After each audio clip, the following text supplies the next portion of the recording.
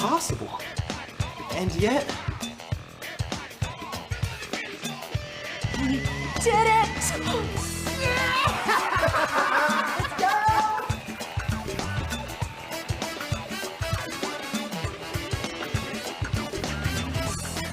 Look who the new king is, Vanderbilt. We're going to go to Vandy in a minute, and we'll go to the Vols. What would have happened? That was a great win, Charlie. We're going to come to you in a second later in the show, and unfortunately, Jason and the Vols, sorry, buddy, but we'll get back to you guys. Love the king, though. Speaking of the king, Barry Switzer, we'll talk about him later as well. We got kings everywhere. What would have happened to you in Norman and the students if you guys had lost to a team like Vanderbilt? There'd probably been a welfare check for all the students that week and us. I don't know. It's just hard to wrap my brain around the fact they were 0-60 since Jimmy Carter, you said, since he was president. Yeah. That's a long time. But Jimmy Carter's now 100 years old. Yeah, I mean, think about that. That puts everything in perspective. But that was pretty monumental there. I did not really realize it's been that long.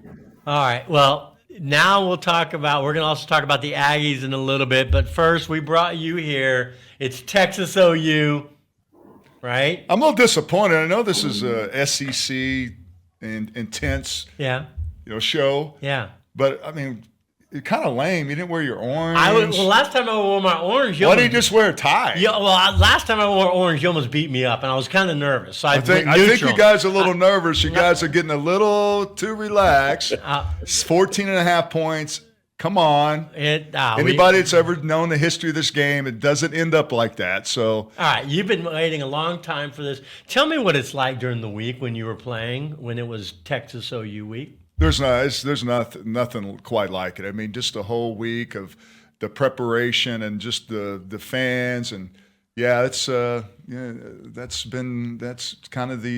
it's been a long time. You see the graininess of the you look pitches, about the same. Yeah, but the same and a little more butt. But it's hard to explain, Chris, because unfortunately I was able to play in a national championship game and Super Bowls, but this game itself is it's an animal of emotion. And I think the best part is that the transition to the fair, from Austin to Norman, and just everyone coming together, half burnt orange, half crimson red, and just for as a player, you just can't. It's hard to breathe coming out of that tunnel. Right. But it's just kind of hard to just keep your emotions in check, but knowing that's what lies ahead. But wow, I mean, it's quite the memorable experience. And we'll talk about your favorite coach, Barry Switzer. This is Barry Switzer when he beats Texas. He loves those games. What does a victory over Texas do for you and your club now? I'm happier than a pig eating shit.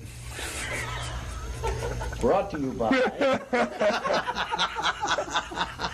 That's my guy, man. I mean, that's my guy. Always entertaining. You've got to have a story of Switzer during Texas. And I'm shocked you haven't interrupted me. I keep calling it Texas OU week, and you're just sitting there doing nothing about that. Whatever makes you feel better. No, but you always say OU Texas. Well, I think it's just the narrative for which school you went to. Yeah. It just comes out that way. I guess you're born into it. Right. As Sooner bred, Sooner born, Sooner bred. When I saw him, Sooner dead. But so I just think a couple of stories. So the best stories, like after the game, said, guys, I got a big surprise for you. Like, what? Said, I got a case of beer back on ice. But no, the best story about Coach Switzer is it was 1984. We're playing Texas. And Todd Dodge was a quarterback, and it was just miserable and nasty that day. Yeah. If you remember, you go back. It was raining. You look at the YouTube, and it was just one of those nasty games. But I think it was me or one other defensive line knocked Todd Dodge out of bounds, and he's Switzer's on our sideline, and Switzer looks at him, and he's smoking a cigarette. During the game? Yeah, has a cigarette. And are you serious? He takes smoking cigarette, and he takes a puff, and all he does is you see him blowing smoke in Todd Dodge's face during the game. During the game he goes, I think you're on the wrong sideline, Todd. And that was it. Oh, my gosh. That's a classic story there. And of course, beat Texas. That was a classic move by Coach Switzer. Right. I mean, there's a lot of stories, though. But I think those two, that one especially, is very vivid. All right, we're going to get to prediction. One last comment. I'll never forget the story about, I love Switzer because he coached with the Cowboys. I interviewed him plenty of time.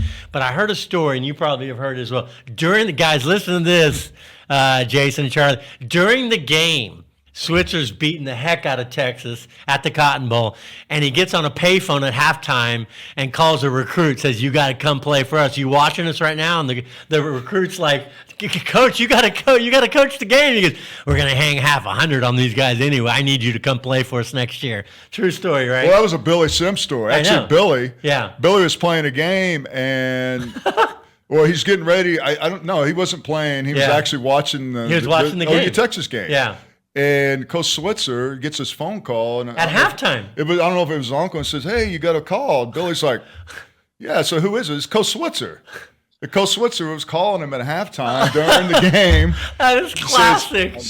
The way Coach Switzer recruits and the way he sends messages, said, "Hey, Billy, I need you to come down there and help me beat these Texas Longhorns' ass again." And that was it. Classic Coach Switzer. Gosh. Okay, prediction time. And he's got to go. He's got a golf tournament because it's the big Texas OU weekend. Man, he's got to roll. Doesn't care about our show anymore. But your prediction? All right, so my prediction is it's not going to be the point spread. Okay. 14.5. There's no way anybody that's watched this game, it doesn't end up like that. Yeah. The last 10 games are less than one touchdown. I remember when Texas was up 28 points and we ended up beating them. You remember? I do. Okay. It was horrible. So my prediction is that Oklahoma wins. What? By 2 points. Okay. By 1. 28-27.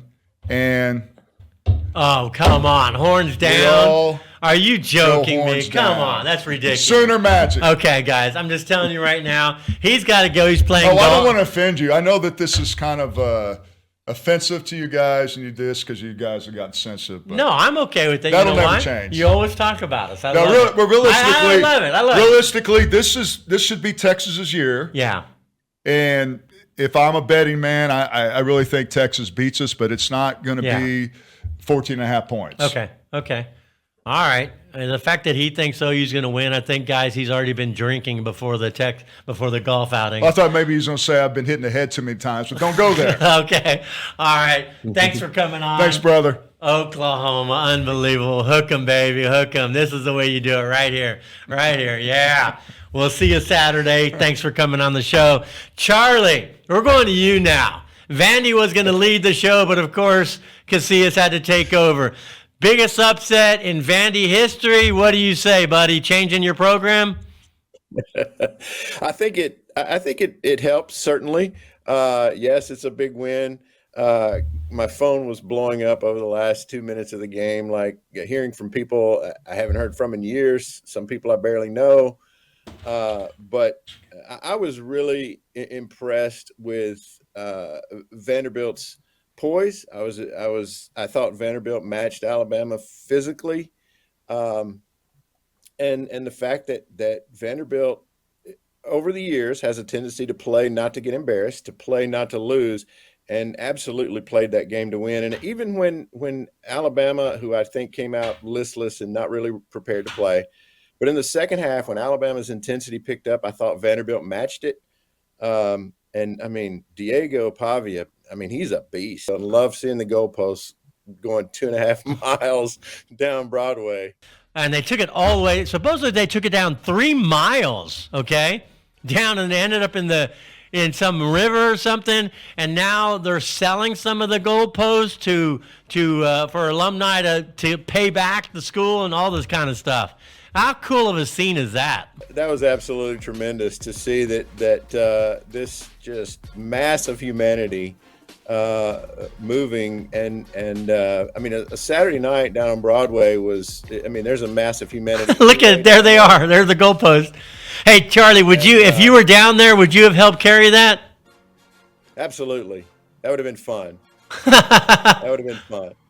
That's great stuff. Okay, then my serious question is, it's not really serious, but you talked about a turning point of the program or Are you guys, is this one of those once-in-a-lifetime games? Are you a one-hit wonder? Is it going to be a one-hit wonder like Vanilla Ice? Are y'all going to be the Vanilla Ice of college football? One-hit wonder? Well, I think the Vanderbilt fan base is by nature, we're a pretty skeptical lot. But I think this is sustainable. I think maybe the biggest thing for now is that there's probably a lot of kids, a lot of Vanderbilt players that may have transferred after this season that are probably going to, feel a little differently about sticking around. And also a lot of kids see Vanderbilt as a destination program once they're in the portal. All right. Y'all were the biggest upset of the week. And I don't think the other person's very happy about that. We're going check out. Let's see what Jamie's doing in New York City, thinking about Vandy beating her. Well, wait a minute. Yeah, that looks like an Alabama mascot, and it's her being sick. She supposedly called in sick, Charlie. Said, cannot work this week. Says, I'm too sick. Can't believe that we lost to Vanderbilt. So she will not be coming in this week. How big of a win was this? Because even Ole Miss Lane Kiffin, during his own press conference, could not believe what is happening. Listen to this. How many timeouts does Alabama have? One left. They had all three a few minutes ago. They have one left, 118. All right. Sorry, I didn't. I mean, this is like a once-in-a-lifetime thing going on. Better watch. You're not going to see it probably ever again. I'll tell you, I know, Jason, you're not a big fan of Lane Kiffin because he was at Tennessee, but, man, he is a funny guy. Now we go to you. I think, Charlie, you're the only happy guy in this room. Jason, man, at least you didn't call in sick. So you're not happy about what happened with your Vols. I'll take my lumps. Hey, but on the Vanderbilt thing, come on, they're raising money with the goalposts. There's alumni that have that kind of money in their couch cushions. Come on, Charlie. The Vanderbilt alum need to step up and just pay this and not try to raise money. But in classic Vanderbilt style, they have to do things a little off color, off beat, I guess. Not off color, off beat.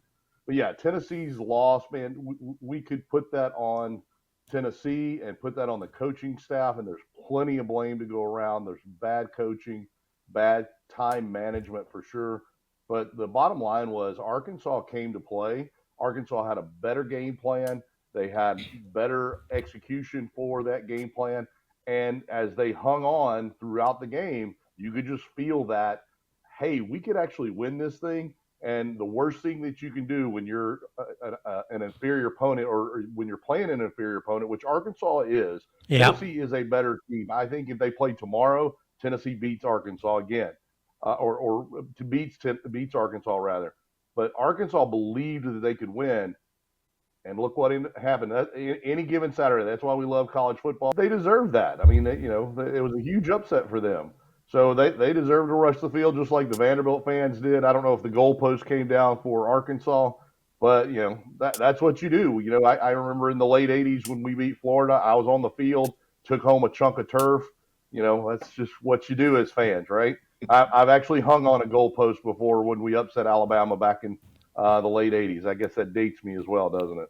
My son, Ryan, 19 years old, was at the game. He's a sophomore at Arkansas. He was on that field acting like a crazy nut. And I'm really impressed by you. You seem very calm, or you're either that or you're just freaked out about all this, but way to go. Okay. What are you going to do? Am I going to yell and scream and get mad at that? Right. So, man, this has been the craziest week. We're now going to take you to another upset. I mean, this is upset weekend. We go to College Station, where the Aggies, the most lopsided win against a top 10 team, listen to this, in school history. We now join Aggies reporter in College Station, Luke White, from the Battalion of Texas A&M School Newspaper. A huge upset. Were you surprised that not only was it an upset, but that it was a rout? I really was. Like you mentioned, I think I was surprised that A&M won in general. I think my prediction coming into this game was 21-17 Missouri, just because A&M's offense really did not inspire me with a lot of confidence in their past two games. But then they came out and shut me up with Connor Wegman making a great return to the field and go and beat Missouri 41-10. And so I think when this A&M team can play like that, they can hang tough with any team in the country, no doubt. Well, as you know, we've been having fun with this show. I had Tony Casillas, All-American at Oklahoma. We give each other grief. I'm a Longhorn. I got to give Aggies grief. They know I give y'all grief all the time. You give me grief. It's part of college football. Aggies, be honest, have been irrelevant for a very long time, but they could change that this year. First time playing in the SEC title game. Do people actually believe that could happen this year? I think with a win like this, I think it's definitely a real possibility with a new head coach, new coaching staff led by Mike Elko. I think this is a team that's really been inspired with a lot of more confidence and optimism. And so kind of like this Missouri game showed, when the Aggies when they're playing on all cylinders and everything, they can take on any team in the nation. And so I think if they can maintain that consistent level of play, then the SEC championship, making it to Atlanta, that could be a real possibility if they can keep it up. That'd be exciting, man. And I know we're coming down to college. The Longhorns are coming down. Renew that rivalry. That should be a lot of fun. Thanks for coming on the show. We appreciate it, man. Of course. Thanks so much for having me. Absolutely. All right, folks. We're now going to go to the tweets of the week. Exceptional. Here we go. This one again, man, Vandy, you're getting all the attention here, Charlie. Vanderbilt, look at that. They're mocking Nick Saban's quote when he says, only place you play in the SEC that's not hard to play at is Vanderbilt. Well, Vandy upset Bama, and their quarterback is fired up after the game. Look at this. Vandy, we're hurt. So many upsets that this gentleman doesn't know what to think of it. This is Barrett, the host of College Sports Sirius XM, was so confused on Twitter. Here's his top 25. I have no freaking idea, 3 through 25. That's pretty awesome. All right, last thoughts, guys, everybody. We'll start with you, Jason. Tell me about all these upsets. Anything else you want to talk about? What was obviously Vandy's the talk of the town right now, but what did you think about this past weekend in college football? Will we ever see this again? Oh, yeah, and that's the reason we love college football, right? I mean, you have these upset Saturdays, and you don't see this in the NFL. If the number one ranked team in the NFL lost to the last team in the NFL, so what? It's parity in the NFL. But you get these kind of games in college football. You get the App States, upsetting Michigan kind of thing. You get Vanderbilt upsetting Alabama. That's what makes college football great. And Lane Kiffin's probably not wrong. This is a once-in-a-lifetime thing for Vanderbilt to upset Alabama. Charlie, kudos to you guys. I grew up in Nashville, so I know what it's like around Vanderbilt. They don't ever get really excited about their college football until something like this happens. Yeah, you're absolutely right. It's at least for the moment, it's a game changer, no doubt. It does wonders for the program and notoriety. And my son-in-law, who was in Seattle for the Michigan-Washington game, he and his friends were in a sports bar that was packed, and they switched over and put the Vanderbilt-Alabama game on, and the place was absolutely nuts. Everyone there, of course, rooting for Vanderbilt because, everyone likes to see number one get beat. But, tremendous day for college football to see these upsets. Well, I love that you guys upset Alabama because that only means, we're number one again. Thank you, Vanderbilt. We appreciate it. Gentlemen, always fun. We appreciate you coming on. And thank you, viewers, for watching. Make sure to tune in every week, Southern Football Network, and check us out on YouTube. Thank you.